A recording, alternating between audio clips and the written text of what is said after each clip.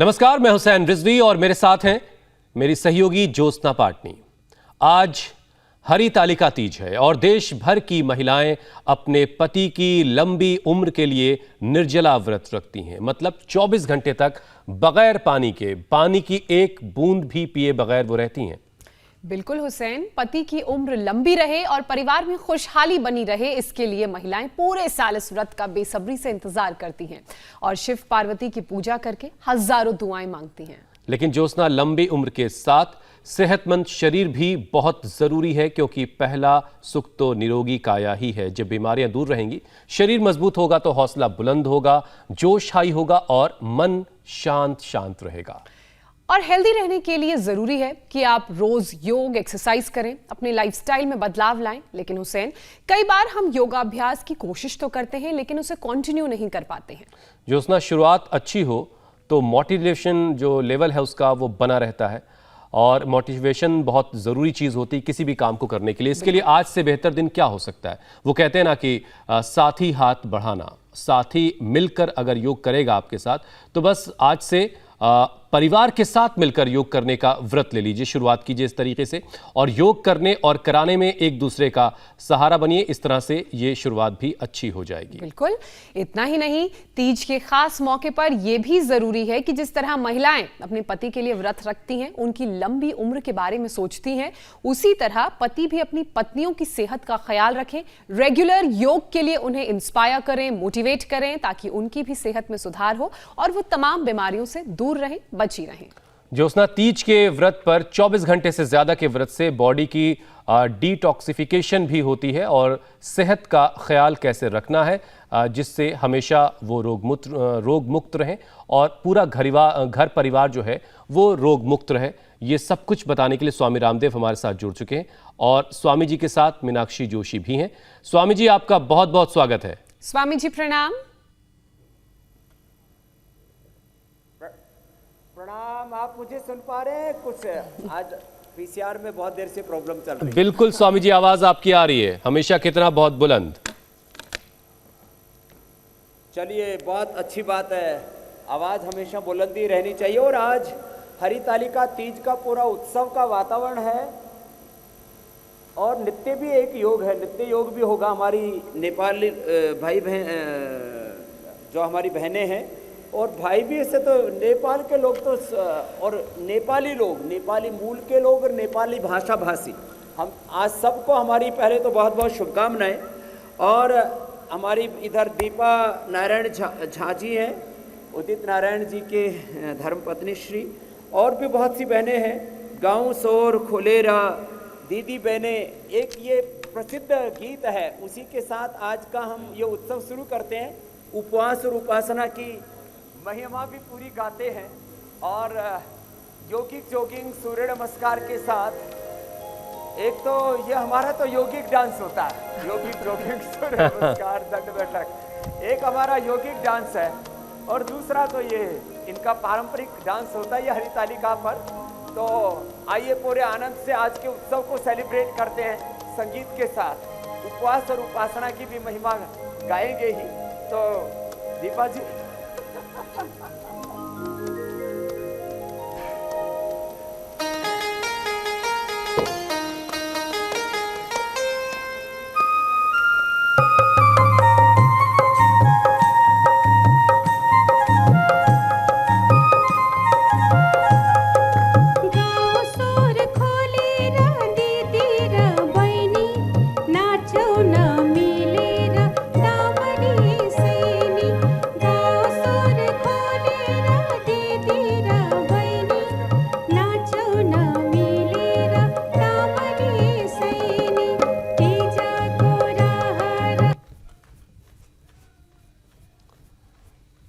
स्वामी जी जो शुरुआत में कह रहे थे कि थोड़ी सी आवाज़ का कुछ मसला है, ज्योत्सना, लग रहा है कुछ दिक्कत है ज़रूर।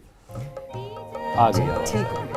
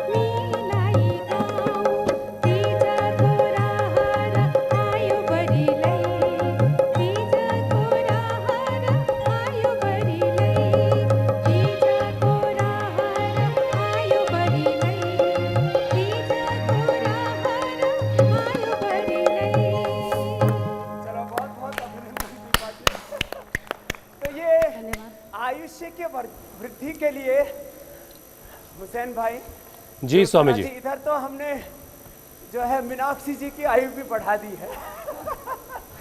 इनको तो हमने प्रण ले रखा है कि 25 साल से ज्यादा बढ़ने ही नहीं देना। लंबे लंबे श्वासों के साथ योगी और 100 सालों तक वो गुड़िया ही बनी रहेंगी। ये तो आवाम हो चुकी है बात। करते हैं आपसे कि बाहर से हम कितने स्वस्थ हैं, कितने सुंदर हैं, उससे ज़्यादा महत्वपूर्ण ये है कि अंदर हमारा शरीर क्या कह रहा है, अंदर से हम कितने स्वस्थ हैं। तो ये आप बताएं कि अंदर से स्वस्थ रहने का यौगिक और आयुर्वेदिक, पहले तो यौगिक ही पूछ लेते हैं, यौगिक उपाय क्या है? तो अंदर से स्वस्थ रहने के लिए योगिक जोगिंग, सूर्य नमस्कार और खास करके प्राणायाम, और वह भी प्राणायाम उपवास और उपासना के साथ किया जाए तो फिर भीतर से पूरा रूपांतरण होने लगता है। तो जितना बन पाए ऐसे हम पूरा ये योग का पैकेज जो हम देते हैं कि योगिक जोगिंग रोज करना है, सूर्य नमस्कार रोज करना है, प्राणायाम रोज करना है और हर दिन को उत्सव की तरह जीना है। खाली एक दिन की बात न रह जाए, हर दिन हमारा उत्सव बन जाए। इसलिए आज हरि तालिका, जब हरि को पाने के लिए कहते हैं कि पार्वती ने उपवास किया था, हरि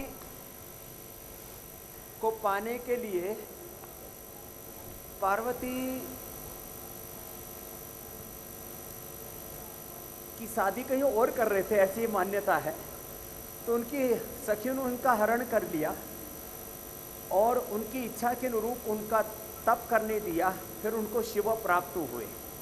तो ये इसके पीछे का एक इतिहास बताते हैं। फिर खैर इसके पीछे और भी बहुत सी परंपराएं हैं। आज हिमालय दिवस भी है और उपवास और उपासना की तो प्रक्रिया बड़ी गहरी है। इंटरमिटेंट उपवास है और एक द्रव्य पर उपवास है, एकल उपवास। फिर जो है कुछ इंद्रायण उपवास आदि करते, बड़ी गहरी प्रक्रिया। ऑटोफैगी प्रोसेस को अच्छा करने के लिए 2016 में तो एक जापानी साइंटिस्ट को इसी के ऊपर जो है नोबेल पुरस्कार तक मिला है। तो ये उपवास, ये उपासना और सबसे बड़ी बात है हर दिन को उत्सव की तरह जीना। अब जिससे जितना बन पाए, अब ये थोड़े कठिन लग रहे होंगे गरुड़ासन, तो ताड़ासन से शुरू कर लें। ताड़ासन, तिर्यक ताड़ासन, जितना बन पाए। योगिक जोगिंग, सूर्य नमस्कार थोड़े अभ्यास कर लें। और आज तो पूरा मंच इसी के लिए सजा रखा हमने, नाचो गाओ खुशियाँ मनाओ और जो है पसीना बहाओ, पसीने में नहाओ एक बार। जो सुबह उठ के पसीने में नहा लेता है ना, मेरा तो इसको संस्कृत में घर्म स्नान कहते हैं। ये धर्म स्नान है, घर्म स्नान बोलो, धर्म स्नान बोलो, एक ही बात है। लंबे लंबे श्वास। तो अच्छा स्वामी जी, इससे जितना बन पाए 10-20 मिनट एक बार पसीना बहा लेना चाहिए। फिर तो अलग अलग रोगों के अनुसार हम पैकेज बताते हैं। हुसैन भाई कुछ कह रहे हैं। स्वामी जी मैं ये कह रहा हूँ कि मीनाक्षी ने सबसे पहले आपसे ये सवाल पूछ ही लिया कि योग के जरिए हम शरीर को अंदर से कैसे सेहतमंद बना सकते हैं। उसके बारे में तो आप बता ही रहे हैं, तमाम यौगिक अभ्यास आपने शुरुआत कर दी है उसकी। लेकिन स्वामी जी आज चूंकि तीज है, आज व्रत रखा जाता है 24 घंटे का निर्जला व्रत, ये बहुत बड़ी बात है। और इस फास्टिंग के जरिए बॉडी को डिटॉक्स एक तरह से हम करते हैं। तो क्या यौगिक अभ्यास के जरिए, योग के जरिए भी कोई ऐसा तरीका है जिससे बॉडी को डिटॉक्स किया जा सके, जिससे बॉडी न सिर्फ बाहर से बल्कि अंदर से भी पूरी तरह से प्यूरिफाई हो जाए, डिटॉक्स हो जाए? देखो, ये जो शरीर से पसीना आता है ना, ये डिटॉक्स करने का सबसे अच्छा उपाय है। हमारे शरीर से गंदगी कहाँ कहाँ से निकलती है? मल से, मूत्र से, पसीने से, श्वास से। ये 4 तो ज्ञात स्रोत है।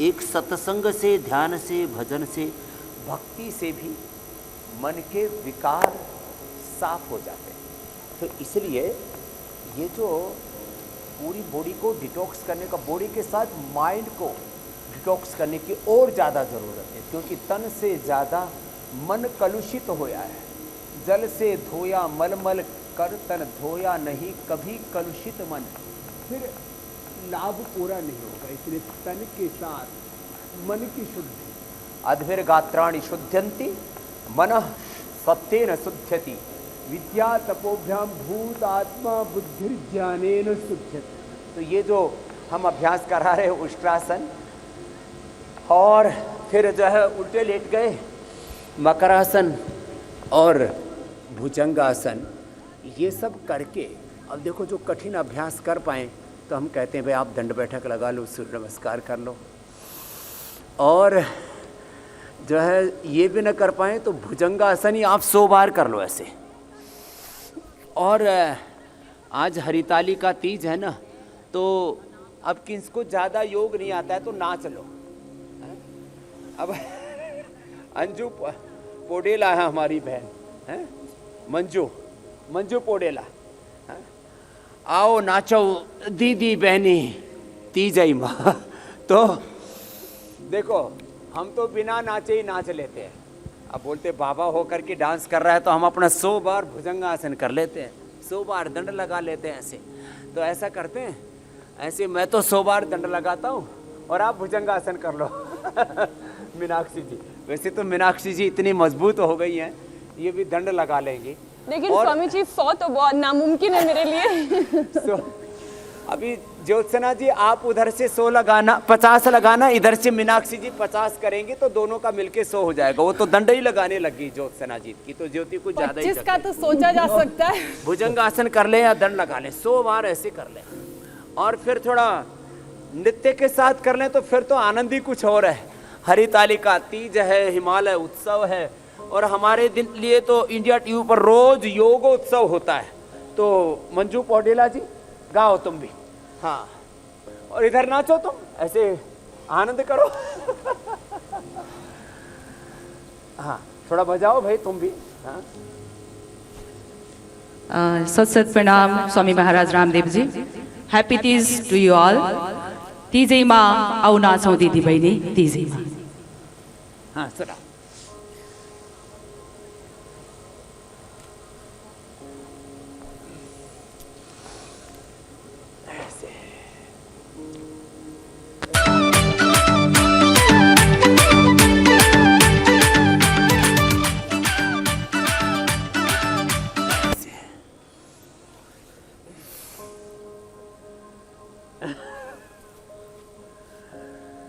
स्वामी जी उससे पहले कि गायन की कुछ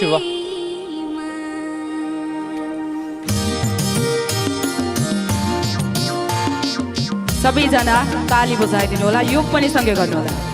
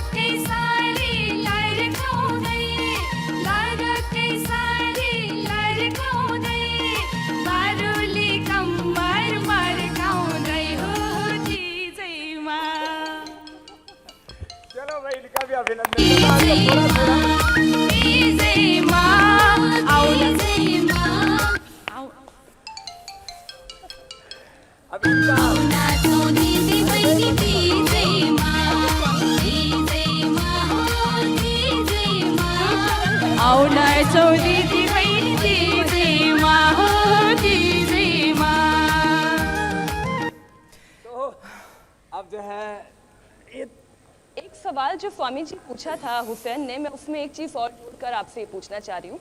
ये जो निर्जल व्रत का तरीका है, क्या निर्जल व्रत हर उम्र हर वर्ग के मतलब किसी भी पड़ाव में है महिला वो निर्जल व्रत कर सकती है, या इसमें भी इस बात का ख्याल रखना चाहिए कि किन्हें निर्जल व्रत करना है या किन्हें फलाहार के साथ व्रत करना है?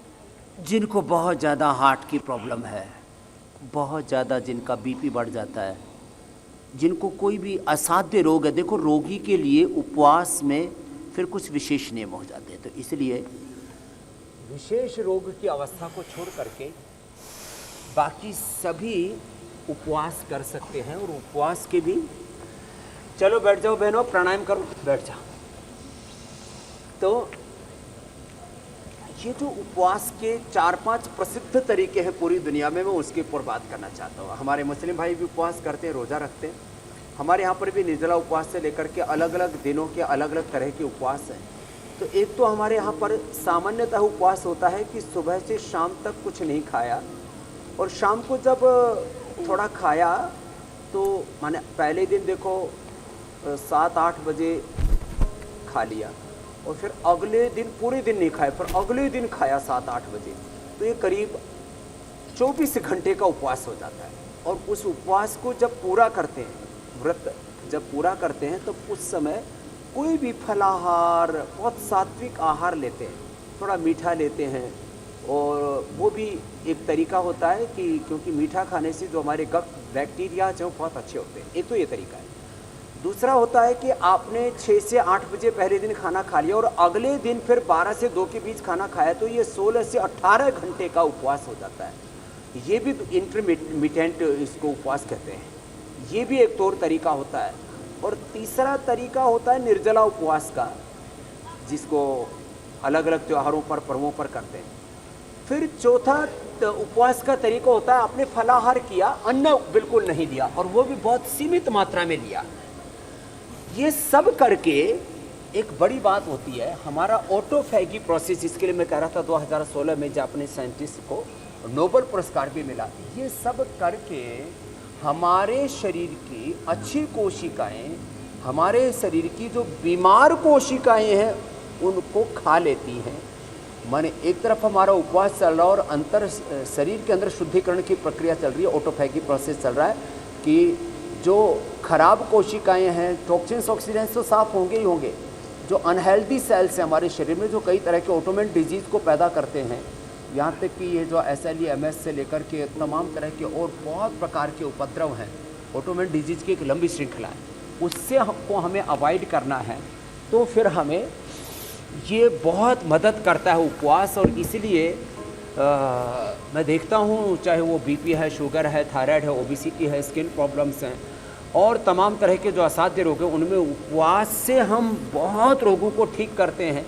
और आप खुद योगग्राम में मेरे साथ देख रहे थे, निराम में पतंजलि योगपीठ में, अब आप यहाँ पर हैं तो हम यहाँ जो 10-10, 20-20 साल से BP की, शुगर की, थायराइड की, अर्थराइटिस की दवाई खा रहे थे, नींद की दवाएं खा रहे थे, एंजाइटी की, डिप्रेशन की दवाएं खा रहे थे, कोलेस्ट्रॉल की दवाएं खा रहे थे, पहले दिन से वो दवाइयाँ बंद कर देते। उसके पीछे ये उपवास बहुत बड़ी भूमिका निभाता है। और फिर हम एकाग्र चित्त होके, अंतर्मुखी होकर के, सबसे महत्वपूर्ण होता है प्राणायाम। मैं तो कहता हूँ ठीक है, जो आसन तो हम अलग अलग रोगों के हिसाब से रोज़ बताते हैं, ये उपासना में ओंकार का जप, प्राणायाम का तप करने से शरीर, इंद्रिया, मन, प्राण, आत्मा, हमारी चेतना के अलग अलग स्तर हैं, शरीर, इंद्रियां, मन, प्राण, आत्मा, अन्नमय, प्राणमय, मनोमय, विज्ञानमय, आनंदमय कोश, हमारे चेतना के 5 स्तर हमारे शुद्ध हो जाते हैं। ये है उपवास और उपासना की महिमा।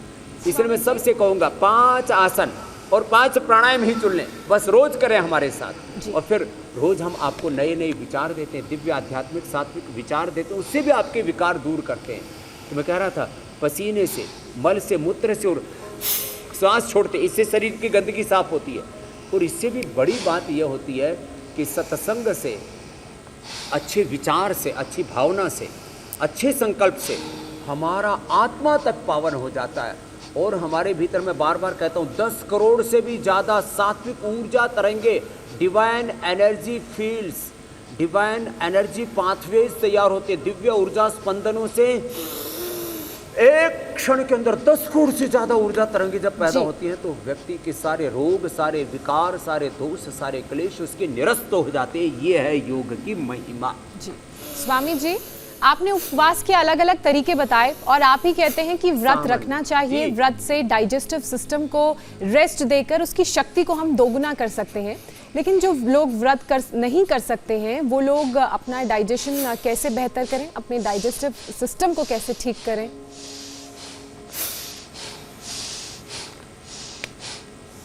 अब इसमें एक तो ये कपालभाति प्राणायाम ही है। ये कर करके जैसे आपके चेहरे पर चमक आ गई है ज्योत्सना जी, आपकी ज्योति बढ़ गई है। और मीनाक्षी जी जो इनको टीवी पर देख करके फिर रियलिस्टिक वे में देखते तो कहते हैं तो शायद अभी लगता है कॉलेज की पढ़ने वाली स्टूडेंट ही है। अभी तो इसकी शादी भी नहीं हुई होगी जबकि इसकी बच्ची हो चुकी है। तो मीन्स जब योग करते हैं तो शरीर पूरा शुद्धि नहीं हो जाता, नूर आता। वैसे उसके लिए हमने आज एक दूसरी भी तैयारी की हुई, अलग अलग लेप बनाए हुए, कांति लेप से लेकर के रोज़ मुल्तानी मिट्टी, और फिर एक तो सौंदर्य लेप हमने बता रखा है। उपवास करें और ये लेप भी लगा लेना 1 घंटे तक, तो इतनी खूबसूरती अंदर से निकलेगी। तन भी खूबसूरत होना चाहिए, मन भी खूबसूरत होना चाहिए, विचार, वाणी, व्यवहार, स्वभाव, हमारे संबंध सब कुछ खूबसूरत हो। तो ये कपालभाति और ये अनुलोम विलोम, ये तो दो तो बहुत महत्वपूर्ण है ही। और जिनका डाइजेशन वीक है उनको जो हम रोज़ बताते हैं मंडूकासन, आप तो मंडूकासन करो मीनाक्षी जी, और मैं योग मुद्रासन करता हूँ। ये मंडूकासन, योग मुद्रासन, वक्रासन, पवन मुक्तासन, उत्तान पादासन, नौकासन जैसे ये आसन ऐसे हैं, इनसे पूरी खूबसूरती अंदर से उभरती है। पूरे हमारे करीब 5 करोड़ से ज़्यादा हमारे मुंह से लेकर के पेट तक, सलाइवा से लेकर के अलग अलग हमारे गट बैक्टीरियाज वो इतने हेल्दी हो जाते हैं। और सर्वकल्प क्वाथ साथ में पी लो, या जीरा, धनिया, सौंफ, मेथी, अजवाइन का पानी पी लो, जिसको जैसी अनुकूलता है, या खाली गुलाब का ही पानी पी लो और ये अभ्यास कर लो। कितना ही भयंकर डाइजेशन खराब हो, बहुत लोगों का डाइजेशन इतना पुअर होता है। वैसे उपवास करने से डाइजेशन भी अच्छा होता है, ये बात भी सही है, लेकिन इसमें भी 2 चीज़ें। किसी किसी को जब एसिडिटी होती है तो उपवास में उनको सौंफ का पानी या थोड़ा सा मुनक्का या अंजीर या खजूर थोड़ा भिगो के खा लेना चाहिए, तो उससे फिर उपवास भी हो जाएगा, नियम भी, उनका व्रत भी नहीं टूटेगा और उनको किसी तरह के शरीर में उपद्रव नहीं होंगे।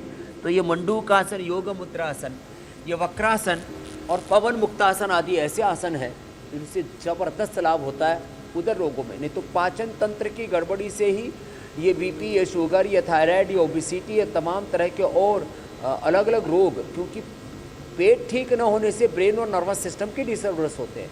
पेट ठीक न होने से ही बॉडी का मेटाबॉलिज्म गड़बड़ होने से मोटापा बढ़ता है, कोलेस्ट्रॉल बढ़ता है, हार्ट की प्रॉब्लम होती है, बीपी, शुगर की तमाम तरह के लाइफस्टाइल डिजीज़, और डाइजेशन के गड़बड़ होने से तो indigestion, constipation, colitis, IBS, piles, fissure, fistula से लेकर के और अलग अलग प्रकार की न्यूट्रिशंस, माइक्रो न्यूट्रिशंस की कमी क्यों होती है? क्योंकि हमारे लिवर और आंतें हमारी कमज़ोर होती है और vitamin D, B12, calcium, iron और ओमेगा से लेकर के प्रोटीन से लेकर के तमाम तरह के जो न्यूट्रिशंस की ज़रूरत होती है हम खाते हैं आहार में, लेकिन वो शरीर में पचा नहीं पाते हैं हम उनको, इसलिए दिक्कत हो जाती है। तो ये अभ्यास करने के साथ साथ मंडूकासन, योग मुद्रासन, वक्रासन के साथ साथ पवन मुक्तासन, उत्तान पादासन और थोड़ा करवा देते हैं। जी जी, स्वामी जी आप योगाभ्यास करवाते रहिए। हमारी बहनें अब लेप लगाओ, देखो। लेकिन साथ में कुछ और चीज़ें इसमें जोड़ लेते हैं स्वामी जी। आज चूंकि हरितालिका तीज है, तो आज महिलाएं जो हैं वो 24 घंटे का निर्जला व्रत रख रही हैं। लेकिन स्वामी जी आजकल जो है अलग अलग तरह की फास्टिंग लोग करते हैं, और उसमें एक जो बहुत ज़्यादा ट्रेंड कर रही है वो 16 घंटे की फास्टिंग है, यानी इंटरमिटेंट फास्टिंग। ये 16 घंटे की जो ये फास्टिंग है, इसका क्या फ़ायदा होता है स्वामी जी?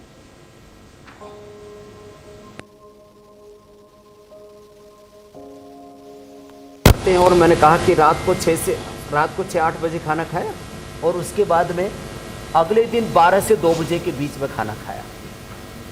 इससे क्या होगा?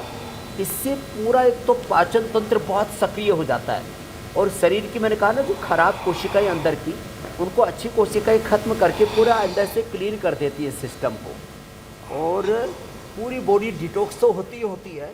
हमारा ऑटोफैगी जो प्रोसेस है वो इतना अच्छा हो जाता है कि शरीर के अंदर कोई रोगाणु पनप ही नहीं सकते। अभी इसमें 3 बड़ी बीमारियां, एक तो कैंसर क्या होता है? हमारे शरीर के अंदर ही कुछ अनहेल्दी कोशिकाएं बढ़ जाती है, इंडिसिप्लिन वे में ग्रोथ करने लगती है, ब्रेक करने लगती है, इसी को कैंसर कहते हैं। हमारे शरीर की कोशिकाएं हमारे शरीर के खिलाफ काम करने लगती हैं, गृह युद्ध जैसी स्थिति बन जाती है, इसको ऑटोइम्यून डिजीज कहते हैं। और इसके साथ साथ कई प्रकार के शरीर के अंदर गांठों से लेकर के, गठिया से लेकर के, सोराइसिस, एक्जिमा, लिकोडर्मा से लेकर के तमाम तरह के जो स्किन के उपद्रव होते हैं, कई प्रकार के, और ये अर्थराइटिस आदि के उपद्रव होते हैं, ये सब इसी एवीएन, एएनए, ये HLB27, ये अलग अलग प्रकार के जो दिक्कतें होती है ना, ये भी इसीलिए होती है कि हमारे शरीर के अंदर विजातीय तत्व बढ़ गए। रिलैक्स होने के लिए चलो मरकटासन कर लेते हैं। तो ये इंटरमीडिएट जो उपवास है, इससे पूरे शरीर का शुद्धिकरण हो जाता है और सशक्तिकरण हो जाता है। ये इसकी महिमा है। इसलिए ये अभ्यास तो, और ये जो सर्वांगासन है, तो मीनाक्षी जी आप तो सर्वांगासन करो और हम और ज्योत्सना जी शीर्षासन कर लेते हैं। ये बड़े ज़बरदस्त है। इनसे तो 100 साल तक आदमी बूढ़ा नहीं होता फिर, और यदि कोई 50-60 साल की उम्र में भी शुरू कर दे तो बुढ़ापे में भी दोबारा से अपनी जवानी लौटा सकता है। आप अच्छा स्वामी जी, लोगों को हंसी जैसी लगती हो कि हम लेप और अलग अलग तरह की, जी मेरे भाई स्वामी जी आज हम जब अपने कार्यक्रम की शुरुआत करने से पहले डिजिटल प्लेटफॉर्म के लिए लाइव कर रहे थे, तब भी ये बात हम और ज्योत्सना कर रहे थे स्वामी जी, कि महिलाएं जो हैं अलग अलग मौक़ों पर, अलग अलग तीज त्योहार पर अपने पति के लिए व्रत रख करके अपना डिटॉक्सिफिकेशन तो कर लेती हैं, लेकिन पुरुषों का डिटॉक्सिफिकेशन कब होगा स्वामी जी? तो पतियों को भी व्रत रखना चाहिए अपनी पत्नियों के लिए? जरूर रखना चाहिए।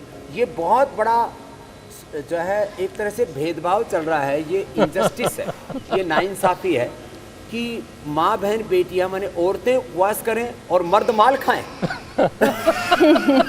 तो आज जितने भी हो सब उपवास करना, जो शादीशुदा हो अपनी पत्नी की उम्र बढ़ाने के लिए, और मेरे जैसे जो सन्यासी हो सबकी उम्र बढ़ाने के लिए उपवास करना। नहीं तो सोचे कि बाबा जी आप कब करोगे? तो हुसैन भाई आप भी करना आज। बिल्कुल बिल्कुल बिल्कुल। और अभी ठोक के आ गए हो माल, तो आज दिन भर मत खाना, इंटरमीडिएट हो जाएगा। ठीक है स्वामी जी। मतलब ये कि सिर्फ पति की लंबी उम्र नहीं होनी चाहिए, पत्नियों की उम्र भी लंबी होनी चाहिए, तब तो साथ जो है वो बराबर का चलेगा। ठीक है ना स्वामी जी? अच्छा स्वामी जी, फास्टिंग न सिर्फ डाइजेस्टिव सिस्टम को बल्कि एकदम ठीक कहा जी स्वामी जी, फास्टिंग जो है, उपवास जो है, वो सिर्फ डाइजेस्टिव सिस्टम को ही नहीं बल्कि हमारे हार्ट के लिए भी वो फ़ायदेमंद होता है। तो फास्टिंग से कोलेस्ट्रॉल कैसे कंट्रोल होता है और योग से हार्ट को कैसे मजबूत किया जाए, ज़रा ये भी समझा दीजिए।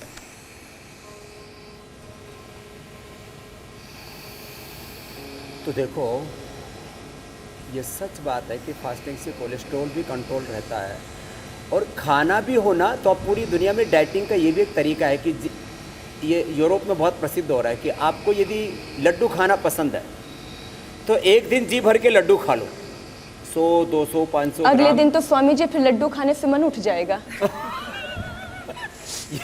ये भी एक बात है। तो दिन भर लड्डू खाओ, और आप आधा किलो 1 किलो जितना भी खा सकते हो खा लो, लेकिन 1 महीना दोबारा लड्डू की तरफ मत देखना। ठीक है स्वामी, ठीक है।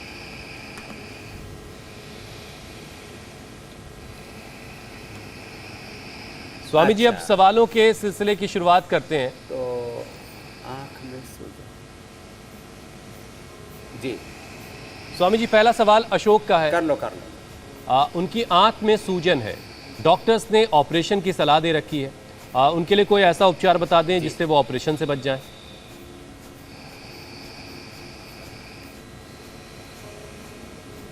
तो एक तो ये आँख का पॉइंट बता दूँ, उनको सूत्र नीति कराएं, त्रिफला से आईवास कराएं। और स्वामी जी, थोड़ी सी लग रहा मेरी आवाज़ सही तरीके से आप तक नहीं पहुंची। पहली और दूसरी उंगली के बीच ना पहुंच रही है, आँख में बहुत अच्छे से पहुंच रही है। आँख में नहीं, आंत में सूजन है, इंटेस्टाइन में। अच्छा, आंत में, आंत में जी। अब ठीक आई, आँख सुन लिया हमने जी। तो आंत में जब आप त्रिफला से आँख धोने की बात करें तो तभी मैं समझा। ये तो आँख का भी दे दिया, ठीक है। किसी को आँख में भी सूजन हो जाती है, उसमें फ्लू हो जाता है, तो वो भी बता ही दिया। तो उसके लिए तो त्रिफला से कर लें और 100 में डाल लें, और आंत की सूजन के लिए यहाँ से दबाएं, और पेट के ऊपर ठंडे गर्म पानी की पट्टी रख लें।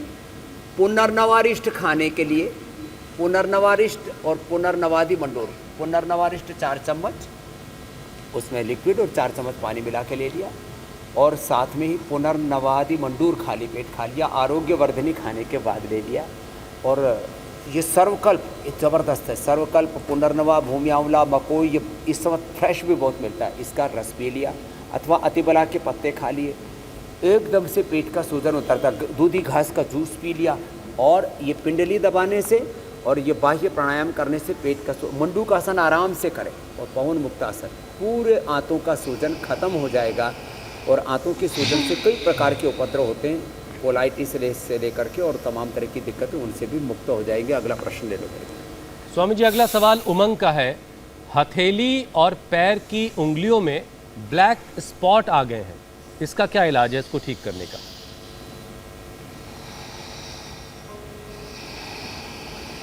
ब्लैक स्पॉट आ गए तो सबसे अच्छा ये एलोवेरा। वैसे तो अलग अलग लेप उधर लगाए जा रहे हैं, एक जिनके जो है ज़्यादा दिक्कत उनको और भी बता देंगे। कहीं पर भी ब्लैक स्पॉट आ जाए, मेरे भी अचानक ऐसे आ गए थे, पता नहीं कैसे हुआ था, तो करीब मैंने तो 3 ही बार लगाया और मेरे ब्लैक स्पॉट दूर हो गए।